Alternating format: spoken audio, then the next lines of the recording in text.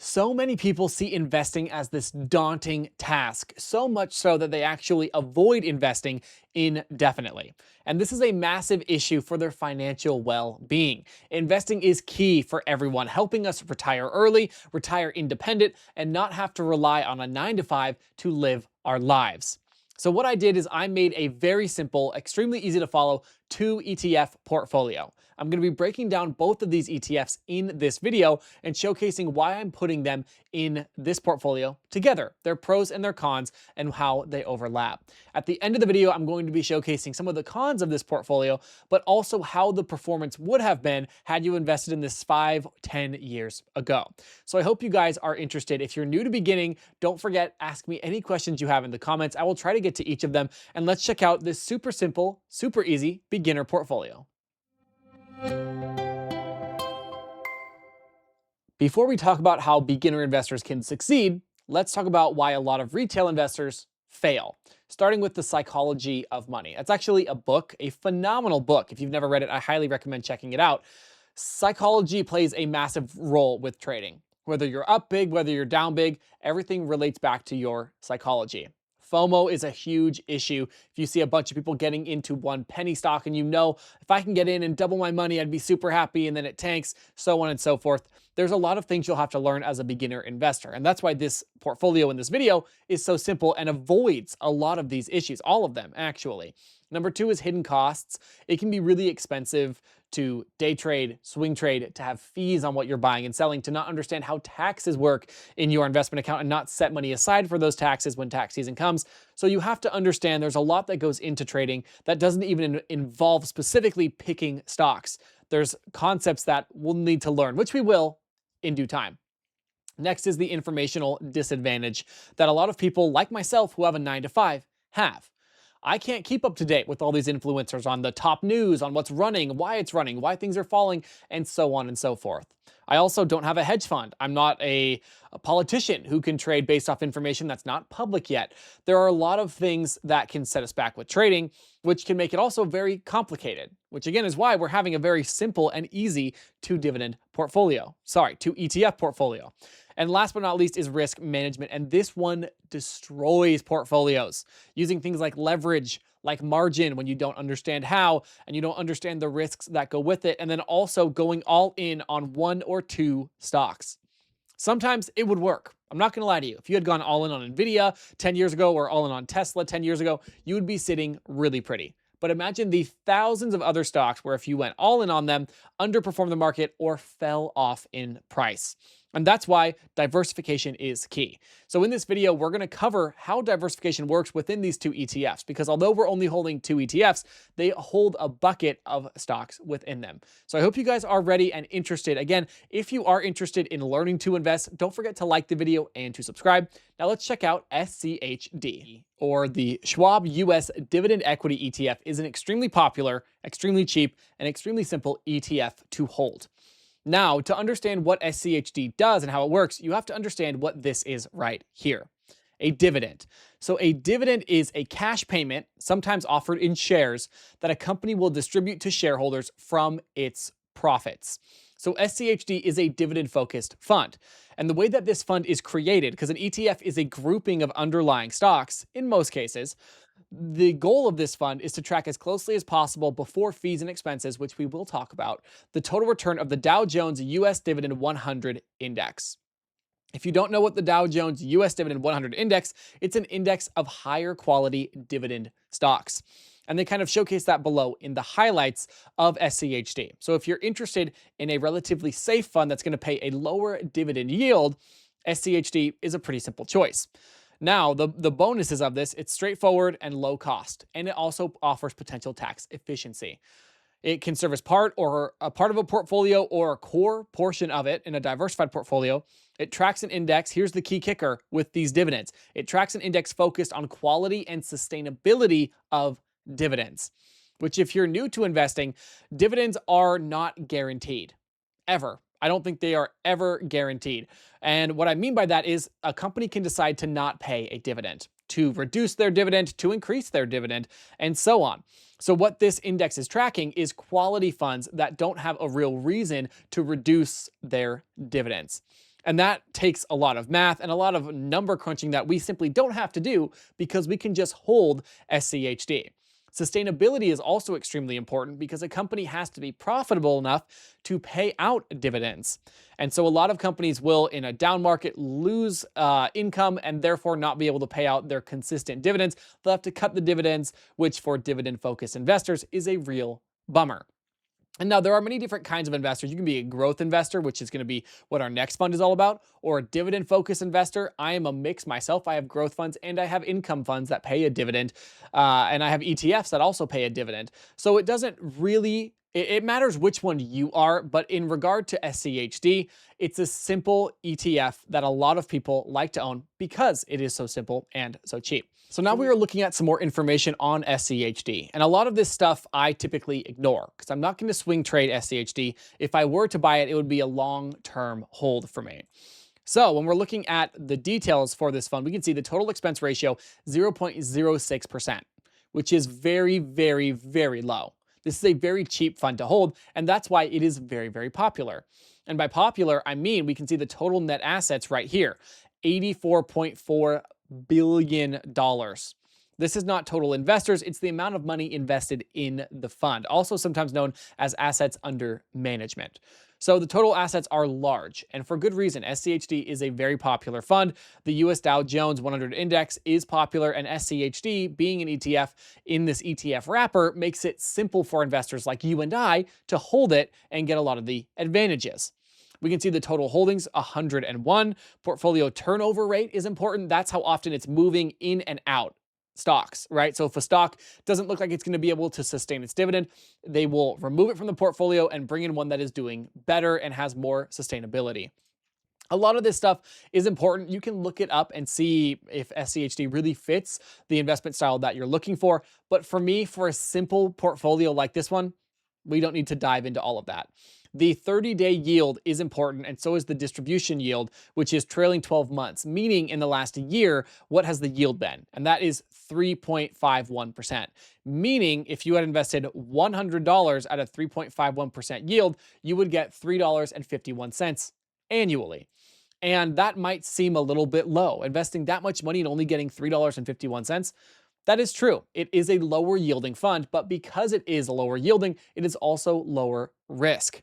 Now, I want to look at the portfolio page. This is where we see what is in the fund. So we have Lockheed Martin, Texas Instruments, we have Verizon, ConocoPhillips, we have Chevron, we have so many, we have Altria and Coca-Cola and Pepsi, which are all pretty long dividend paying funds, and they have the cash available to continue paying those dividends. You can see the percentage of assets, and you can even go down and see sectors: energy, consumer staples, healthcare. You can see that they're mostly stocks, not a lot of cash, and so on and so forth.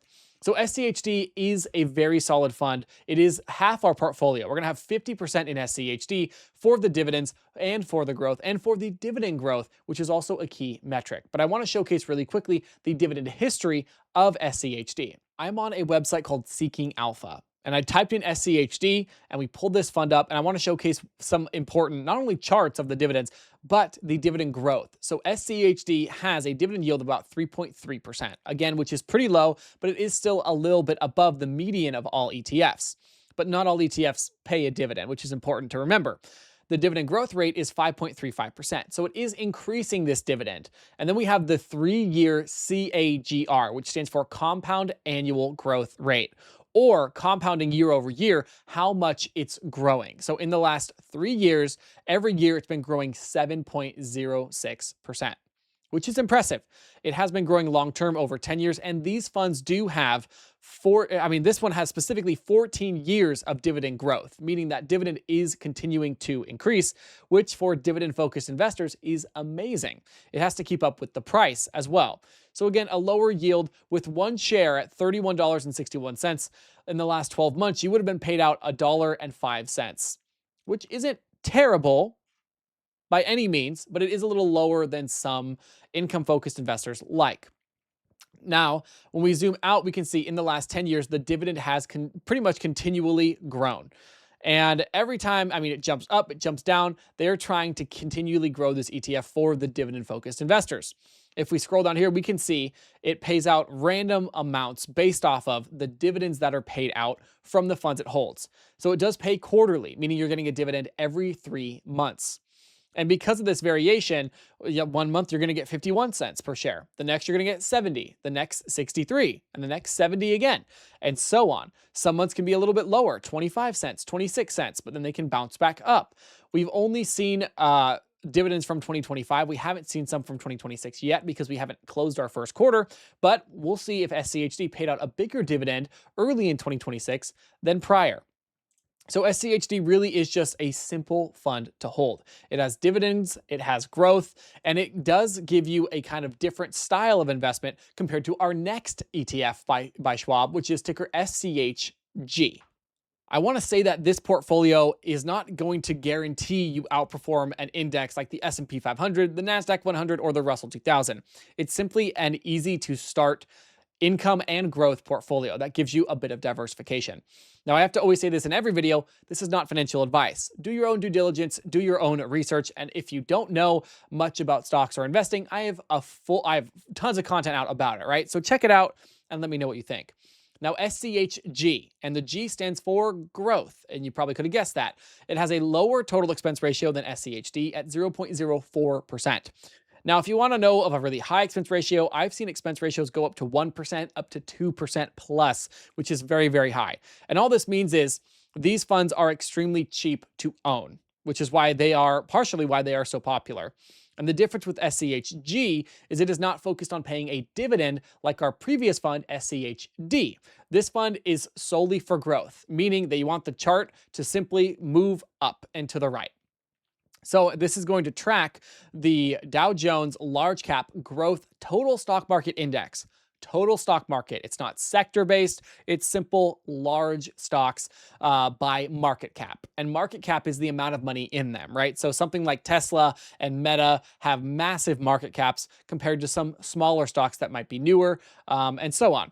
And so we have a lot of the same highlights: potential tax efficiency. It can be part of a diversified portfolio, which we're using it for right now.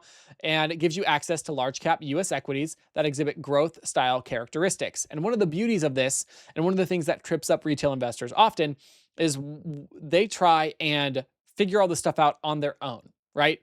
To save a little tiny bit of money on fees and just invest in your top 5, your top 10 growth stocks that you think will do best in the next 5 to 10 years. And that can work for a lot of investors, but for most investors, it does fail. And that's where ETFs like SCHG do come in. Stocks are classified as growth based on a number of factors. And that's the beauty of this, is you're most likely, if you're watching this beginner video, you're most likely not a professional investor. And the people that work at Schwab are. So they have more background, they have more understanding, and so on, not only of how the funds are going to work, but how the market fluctuates and the stocks that are going into each of these ETFs. SCHD has been trading since 2009. Late 2009, but still 2009. And I want to mention that fund inception dates, or how long a fund has been around, doesn't necessarily mean it's good or bad. You can have really bad funds that have been trading for a long time, and you can have really good funds that have only been trading for a couple of years. But it is important to backtest and see the performance. Now, the past performance does not mean you can predict the future performance. If SCHD went up 10% last year, I can't say, oh, it's going to go up 10% again, because the markets are going to shift. Things are going to change. There are things that impact this. What you can see is how the performance has been during times of higher volatility or shakiness within the market. Maybe there was fear of war going on, and what did SCHG do during that point, and so on and so forth. So that's how you can kind of utilize these. Now, SCHG is a little bit smaller than SCHD. It has a $50 billion AUM, or total net assets, which is still huge, absolutely huge. When we look down here, we can see total holdings 198, so almost double that of SCHD. And SCHG has a lower turnover rate of 15.13%, which typically you do want a lower turnover rate. And this factor is all going to come down to what stocks are growing and what are losing market cap to have the largest within this ETF. It's a passive management style, which is why it is so cheap. And then again, we have a lot of stuff over here on the side. that you can use if you want to, but for this video, we're gonna keep it very simple. So what we're gonna do now is we're gonna look at a stock chart showcasing SCHD and SCHG in long-term trends and see how they've been performing. So we're using Seeking Alpha's fund comparison tool. I love the Seeking Alpha website. They have a lot of useful stuff, especially if you're a newer investor. And we have our 2 ETFs from this video plugged in. So our 50-50 portfolio is going to look a little something like this. In the last year, we can see that SCHD is up 13.5% and SCHG is up 5.4%. But as you can see here, this wasn't always the case.